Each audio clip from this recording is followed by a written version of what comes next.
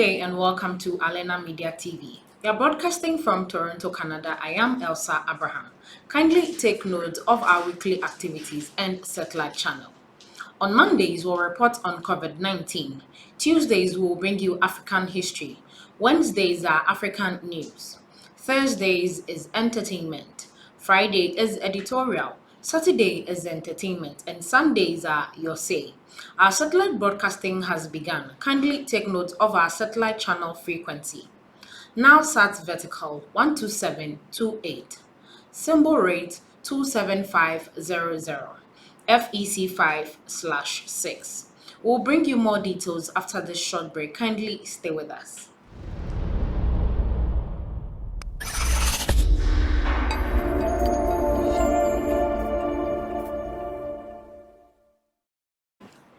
In today's editorial, we are going to talk about Eritrea, the world's biggest prison.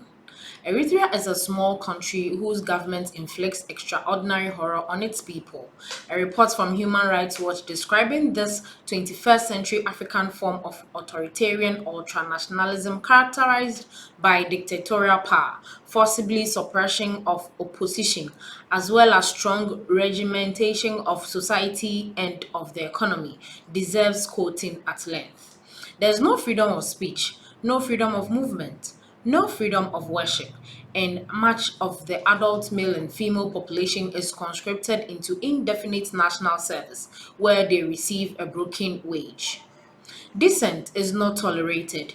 Any criticism or questioning of government policy is ruthlessly punished. Detention, torture, and forced labor await anyone who disagrees with the government. Anyone who attempts to avoid military service or flee the country without permission, and anyone found practicing or suspected of practicing faiths the government does not sanction.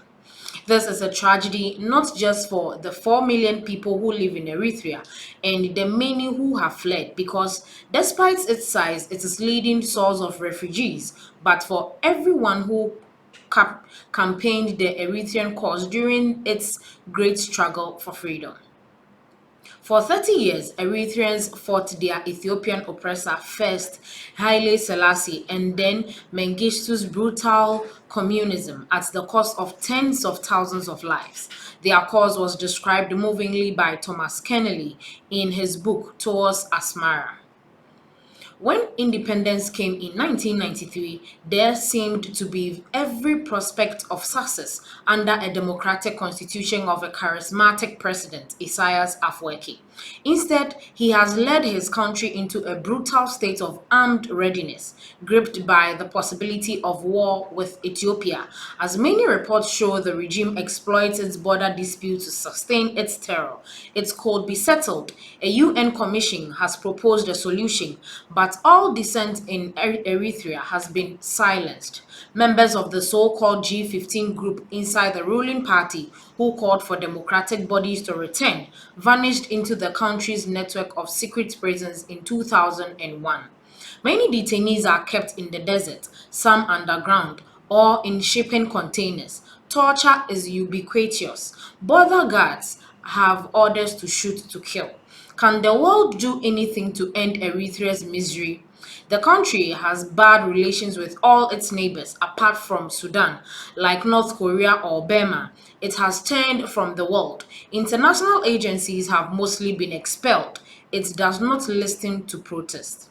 But it depends on money extracted from exiles, tax demanded from the diaspora, with the threat of collective punishment for families whose members do not pay.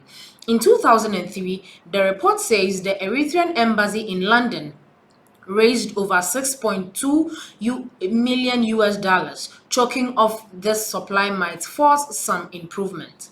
With those in power failing us, we at Alena Media TV at this terrific movement will demand better, from the COVID pandemic and police brutality to the marginalization of minority communities around the world. Leadership is broken.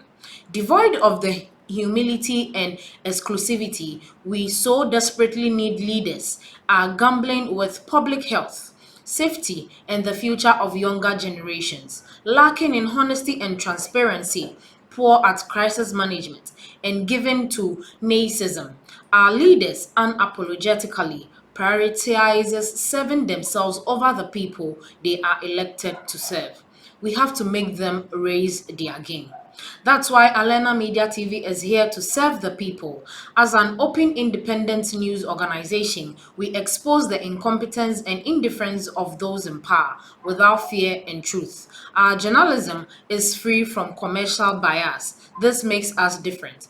We can give a voice to the oppressed and neglected and stand in solidarity with those who are calling for a fairer future. With your help, we can bring about improvement. United we rise, divided we fall. This is where we end today's editorial. Please like, share, comment. Let us know your thoughts on this particular episode. Thanks for watching.